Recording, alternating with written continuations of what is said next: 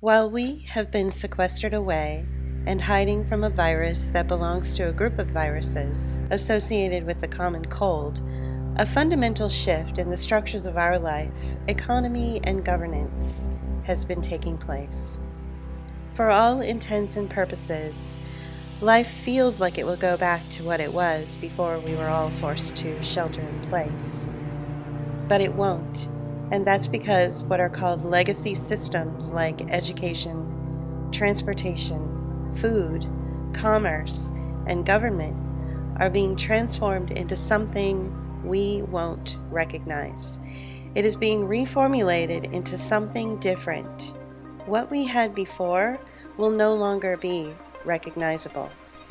Welcome to the Fourth Industrial Revolution. A revolution you weren't asked to join and never voted for. This is a change so profound that it required a lockdown of the entire planet in order to implement it.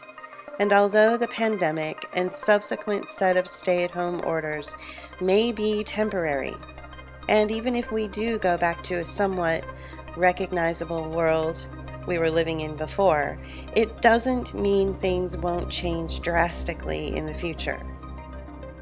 This revolution is made up of initiatives like sustainable development, multi-stakeholder committees, and global governance.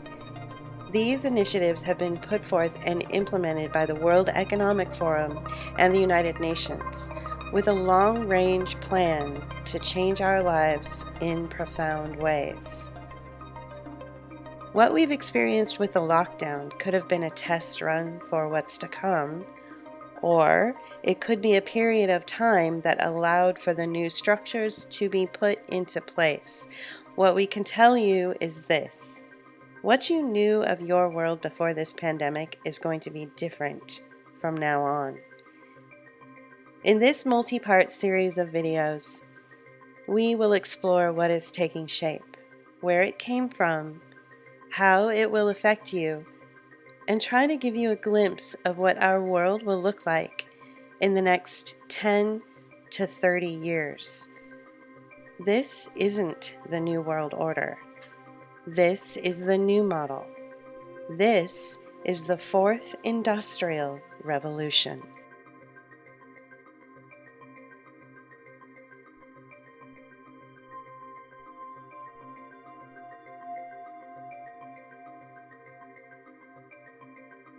Sustainable development seeks closer cooperation between the public and private sectors.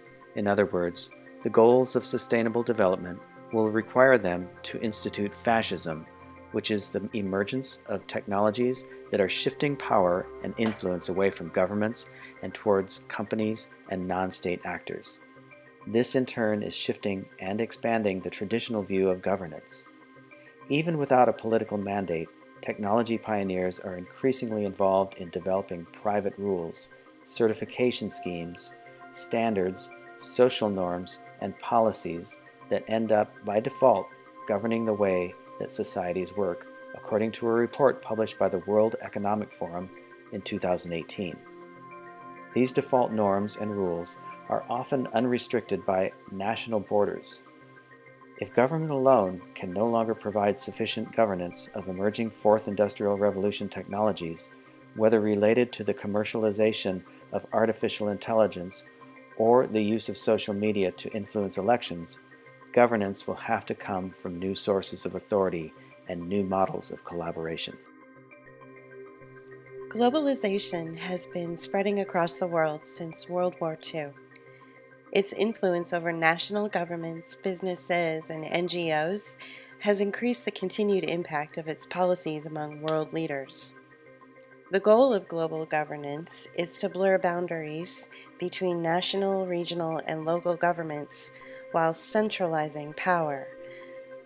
The marshalling of public opinion is paramount to accept global governance. One way to do this is to indoctrinate the population into the idea that we are all in this together. Global governance is a product of neoliberalist paradigm shifts in internal political and economic relations. Global governance has always been a faraway concept that didn't affect how we operate our cities and counties on very local levels until now. The Fourth Industrial Revolution, however, introduces global governance into our lives right here at home. Capital and market mechanisms hold authority over local and state authority while creating gaps that encourage private and civil sectors to assume authoritative measures that override voted on local measures.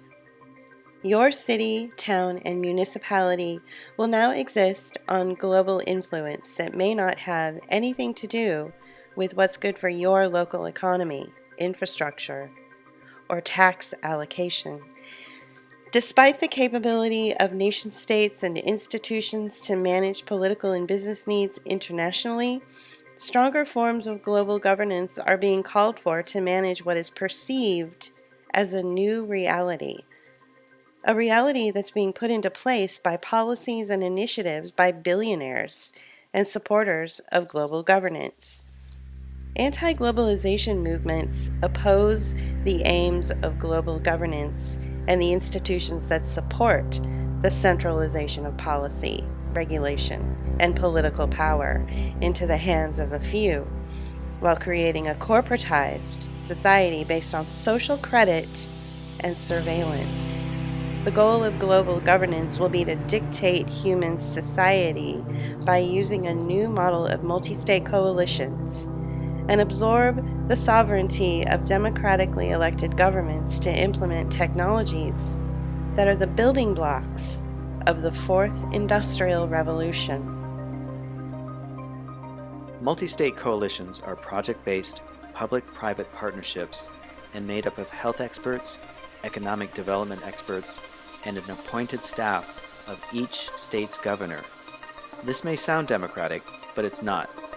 Multi-state coalitions and their appointed committee members exist to either develop public policy that benefits corporate stakeholders or undermine democratic processes such as the legacy of the local legislative process and require committees to enforce new policy such as what businesses open first and how utilities and infrastructure spending is allocated. None of these people were elected to these committees. All were simply appointed and placed in the committee without your knowledge or your consent.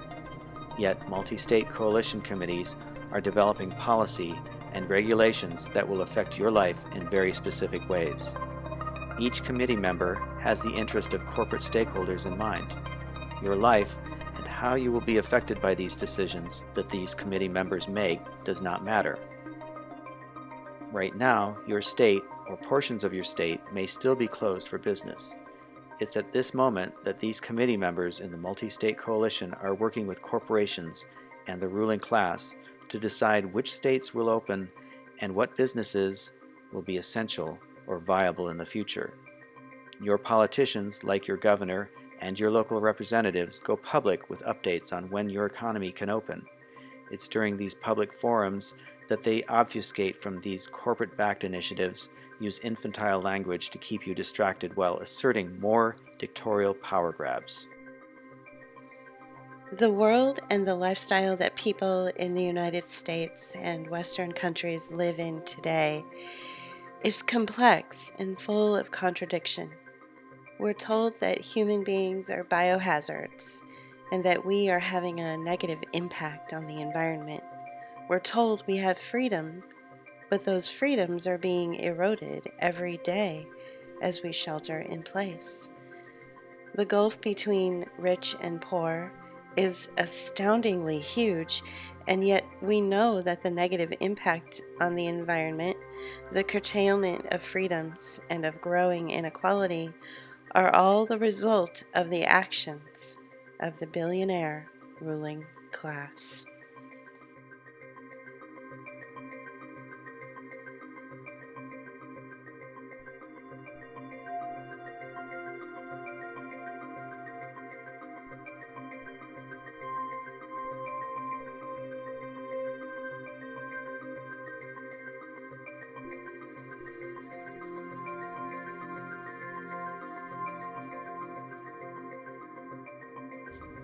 Thank you for watching.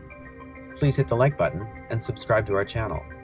If you really like our work, you can help support us on a regular basis by going to patreon.com/bookofhours. For as little as $2 a month, you can sustain us and keep us working. You can also make a one-time donation at paypal.me/bookofhours. Thank you.